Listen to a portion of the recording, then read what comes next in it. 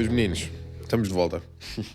Sejam bem-vindos a mais um episódio de Mind Muscle Connection. Acho que sinceramente estamos no episódio 37. Isto é estranho porque já não gravava sozinho há algum tempo e o estúdio está vazio. Vocês não veem, mas o estúdio está vazio. Vou mudar aqui um bocadinho o cenário do podcast. E é meio estranho perceber que na realidade isto tudo está diferente e está aqui um vazio que já não estava habituado a ouvir e a sentir há algum tempo.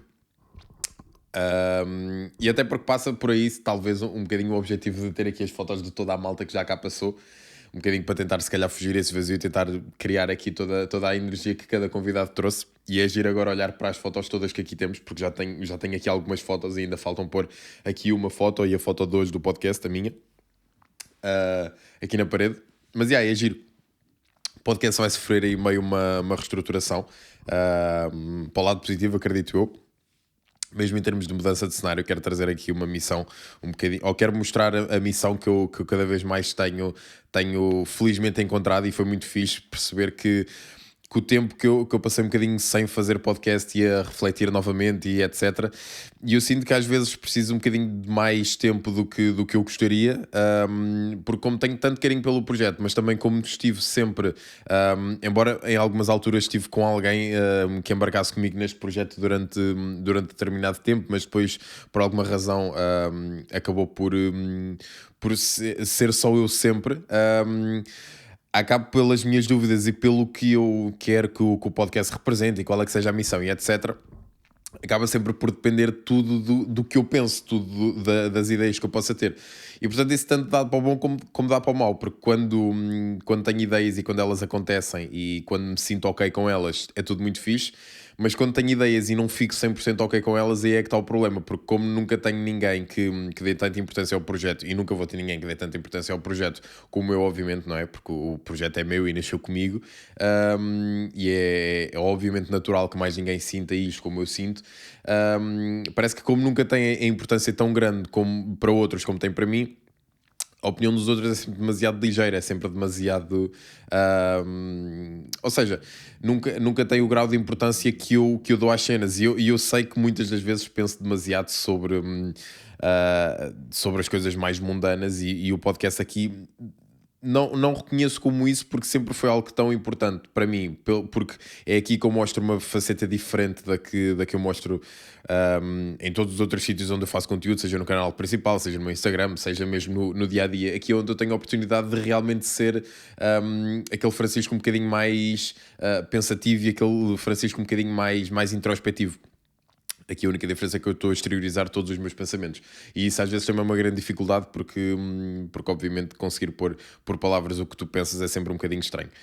Mas olha, estamos aqui, obviamente por causa do blackout, por causa do blackout, eu agora tenho esta de chamar blackout à cena porque ontem tive a falar com um amigo meu e ele chamou blackout ao apagão que houve. Mas na realidade o estúdio, vocês nem eram para ver nenhum episódio, ou eu não era para gravar nem sequer nenhum episódio com o estúdio assim, com a sala do podcast assim vazia. Mas tive que o fazer porque na realidade por causa do apagão a encomenda ainda não chegou. E portanto, neste momento está aqui a minha poltrona, estão aqui as mesas, mas falta o bolo de tudo e o que vai mudar realmente. Falta vocês verem isso. O que é fixe passar por essa mudança, na realidade já houveram 4, 5 vezes em que a cena do podcast foi ajustada. Mas já aprendi a olhar para isso como simplesmente é o processo e é o florescer de algo que pode vir a ser maior ou não. Mas é fixe perceber que o podcast foi ajustando à medida que a minha vida também foi alterando em certos pontos. Tanto comecei num estúdio que não era meu, depois passei para casa, depois passei a fazer no quarto, depois deixei de fazer e voltei a fazer aqui no estúdio, agora vou alterar o estúdio novamente. Tudo por cenas que é bom eu cada vez mais conseguir estar a ficar confortável com ideias novas que cheguem. E isso foi uma das coisas que eu falei nos podcasts. No primeiro ou segundo podcast, acho que eu gravei aqui no estúdio sozinho, aqui neste estúdio, e eu falei que que assustava-me a ideia de que algo que eu gosto e hoje amanhã já não gosto, ou que algo que hoje faça sentido para mim amanhã já não faça.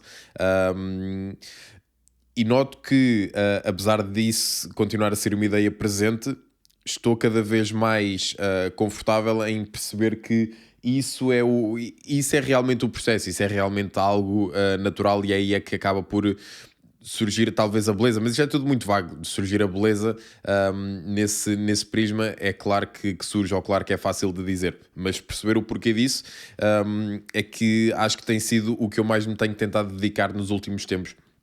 E esses 2, 3 meses, se calhar não foi tanto tempo, não faço ideia, que houve sem podcast, foi muito eu tentar perceber qual era a direção que eu queria que isto tomasse e como é que eu poderia ficar confortável com isso. E então, portanto, tivemos apagão, como estavas a falar, ou como eu estava a falar.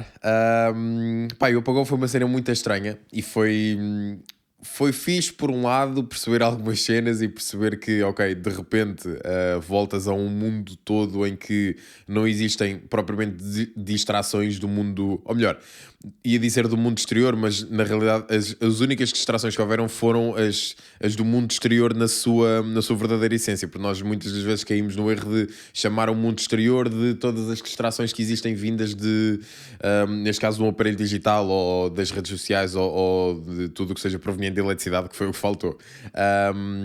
E então demos-nos de caras com as distrações do mundo exterior verdadeiro, do que é na realidade o dia-a-dia, do que é na realidade a vida.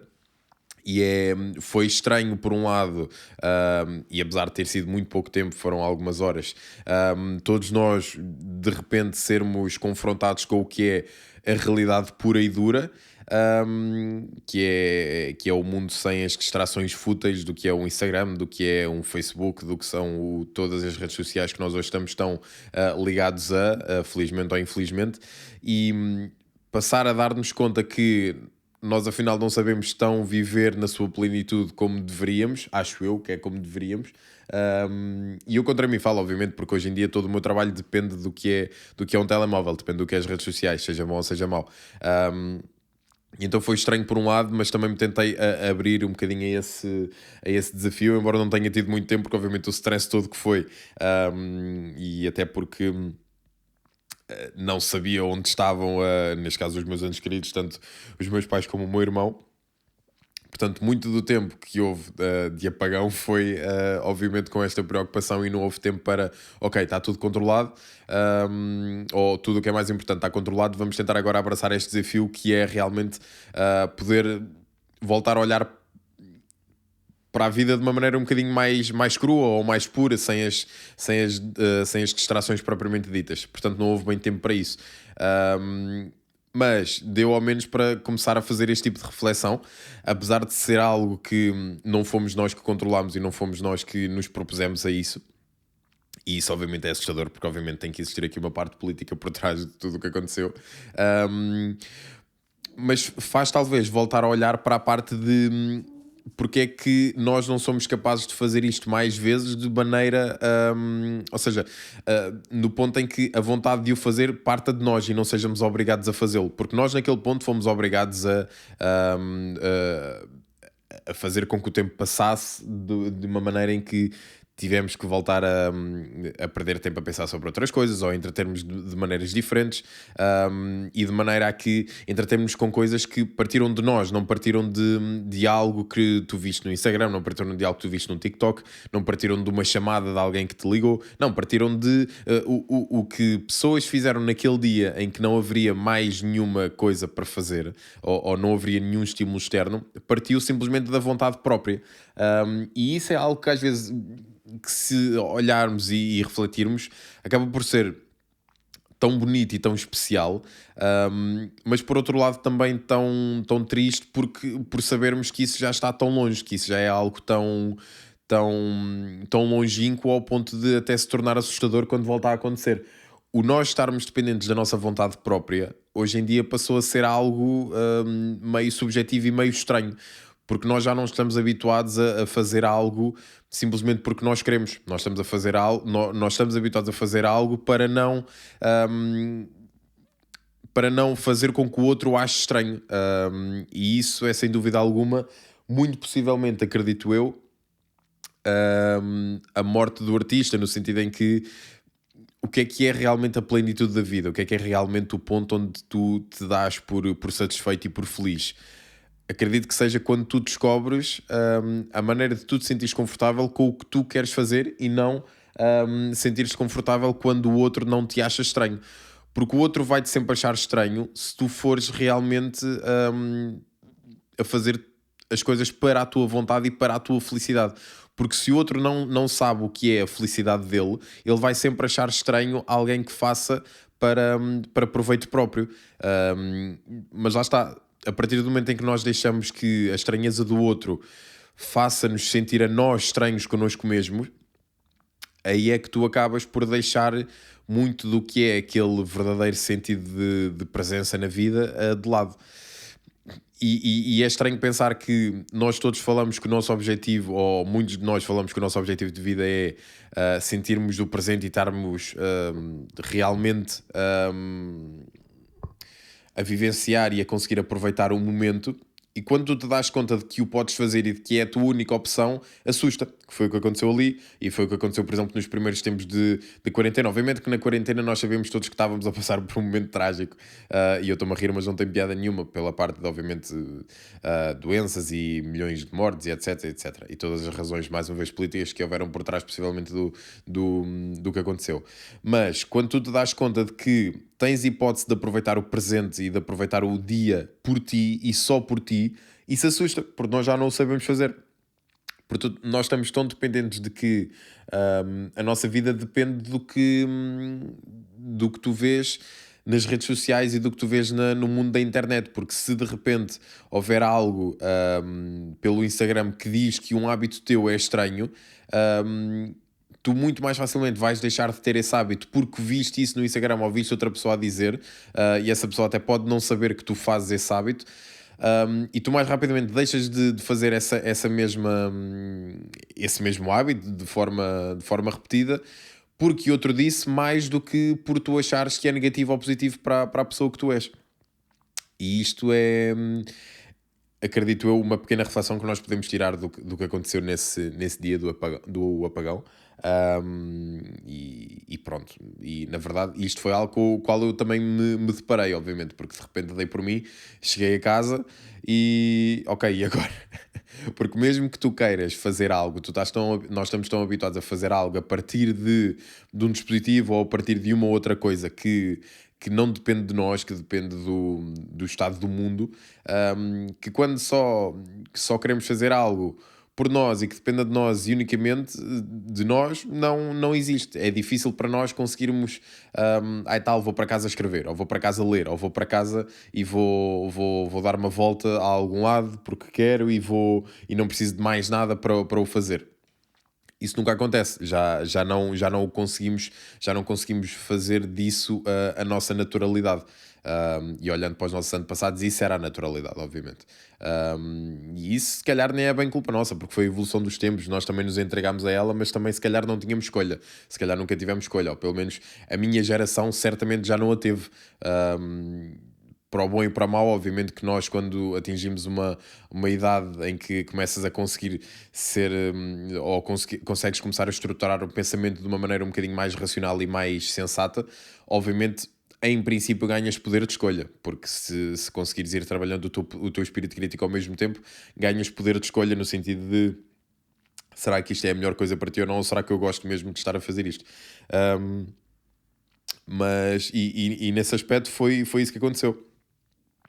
Nós já acabámos por perder um bocadinho o poder de escolha, pelo menos desde o nosso início, e é muito difícil se nós, desde as nossas raízes, habituarmos a algo, de repente passa a ser a nossa nova normalidade. Portanto, depois voltares atrás numa normalidade que é a tua é super estranho, porque o que é normal para nós hoje em dia, ou para mim hoje em dia com 22, não é o normal para uma pessoa de 60 ou para uma pessoa de 70, porque essa pessoa de 60, 70 já tinha as suas raízes incorporadas. Quando começaram a surgir as novas coisas, essas novas raízes não se cruzam com as antigas. É fisiologicamente impossível isso acontecer. E aí é que depois existe o choque de realidades, mas também a evolução.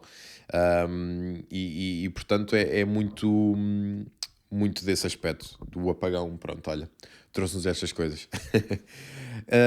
Portanto, isto também depois para dizer o quê? No apagão ultimamente não tenho lido tanto, mas não tenho lido tanto, pelo menos com tanta frequência como gostava, ou com tanta duração como gostava. Tenho lido para o quê? 2, 3 vezes por semana, nada de espantoso. Mas também acho que isso não é, ai tal, quanto mais lês melhor é, nem sempre, tal como tudo. Mas um dos livros que eu estou, ou o livro que eu estou a terminar agora, pá, que eu não consigo ler mais do que um livro ao mesmo tempo, nem é por achar que é uma tarefa demasiado difícil, é por, na minha cabeça, não consigo estar a arrumar duas informações em dois locais diferentes ao mesmo tempo. E portanto prefiro sempre ir fechando capítulos, ou neste caso ir fechando livros e depois ir lendo novos. E portanto agora estou a ler a autobiografia do Rui Sinal de Cortes. Que eu sei plenamente que obviamente foi sempre alguém que gerou muita polémica e etc. Mas eu acho que tem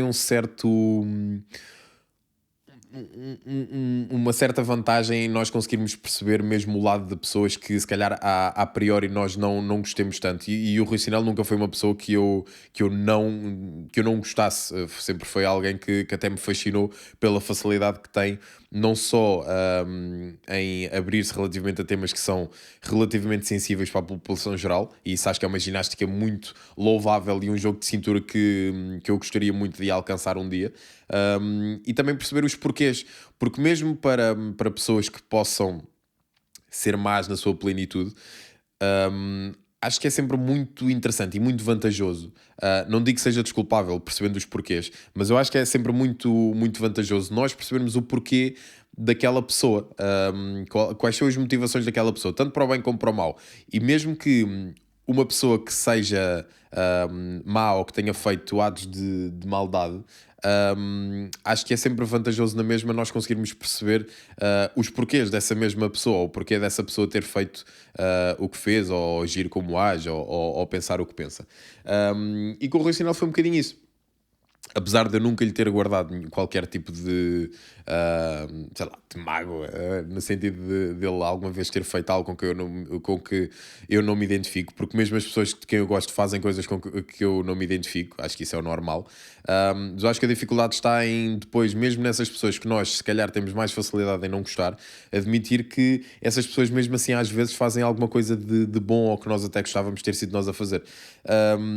E portanto há muitas conclusões que ali o Rui Sinal tira no livro, e eu já fui ver o Rui Sinal apenas uma vez, mas e isto é irónico, porque quando eu fui ver o Rui Sinal ao vivo, aqui em Leiria, as partes que eu mais gostei foi claramente quando ele quase que interrompe o stand-up e faz ali 5, 10 minutos do monólogo, mas obviamente o show é todo um monólogo, mas sobre questões grandes, sobre questões que realmente importam, e fala disso de uma maneira um bocadinho mais séria.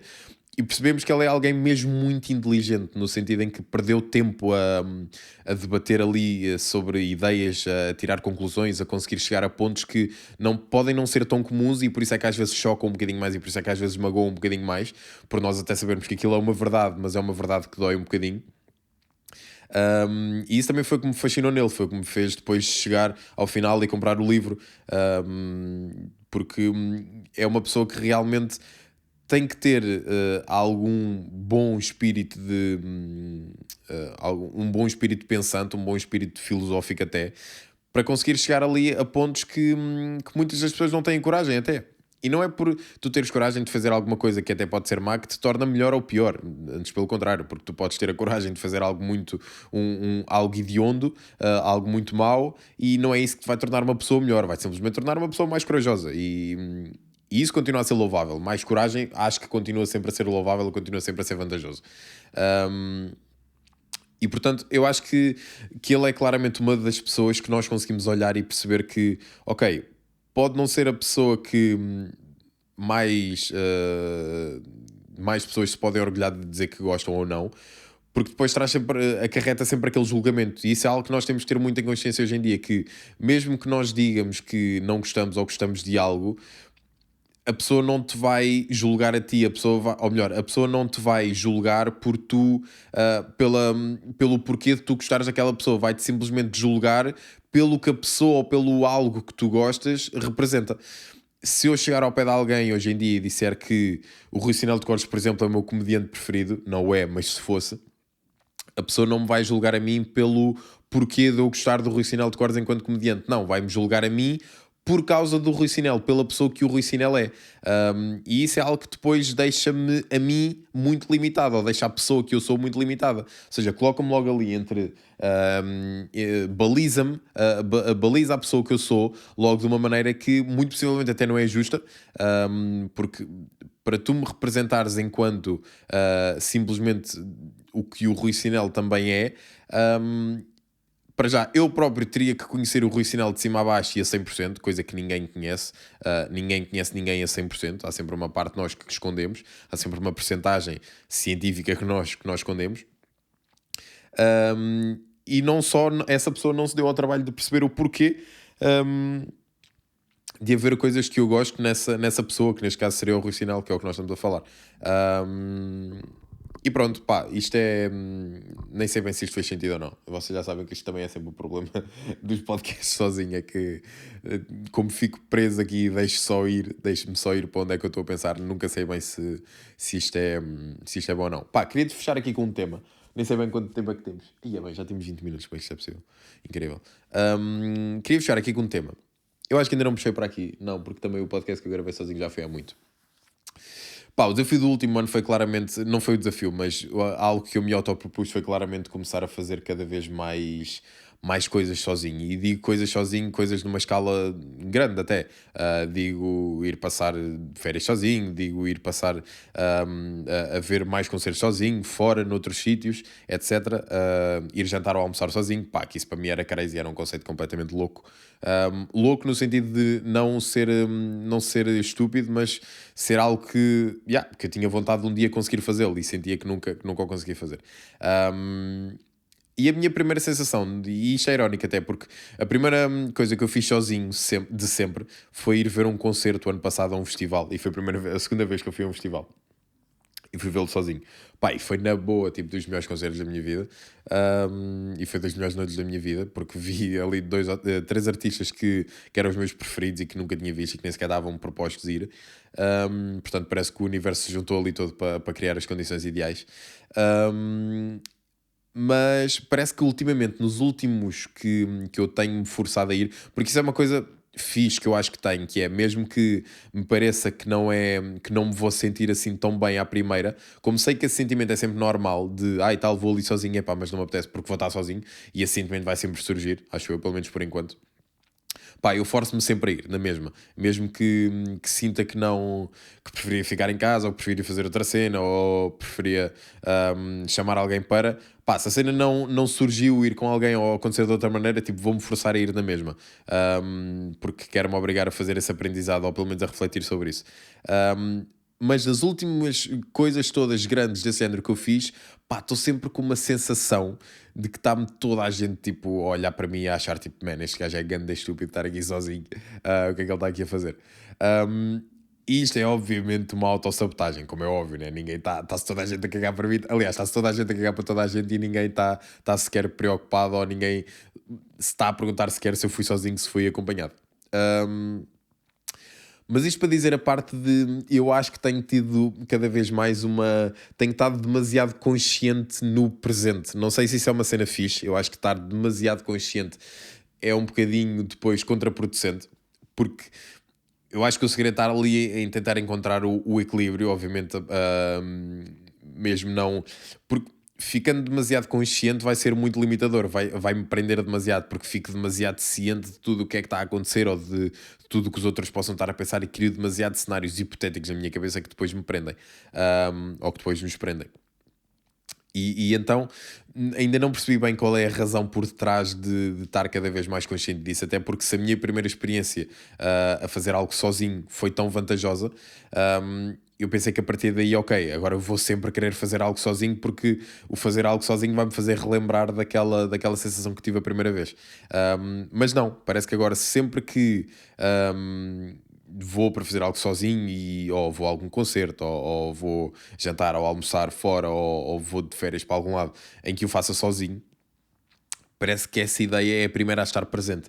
É a parte de, caraças, eu estou aqui, está toda a gente a olhar para mim, eu não devia estar aqui sozinho, ou isto ou aquilo. Mas a minha questão continua a ser: será que isto faz parte do processo? Fazer faz, ou pelo menos faz parte do meu processo de aprendizagem, a gostar de estar sozinho e a gostar de conseguir aproveitar o tempo sozinho.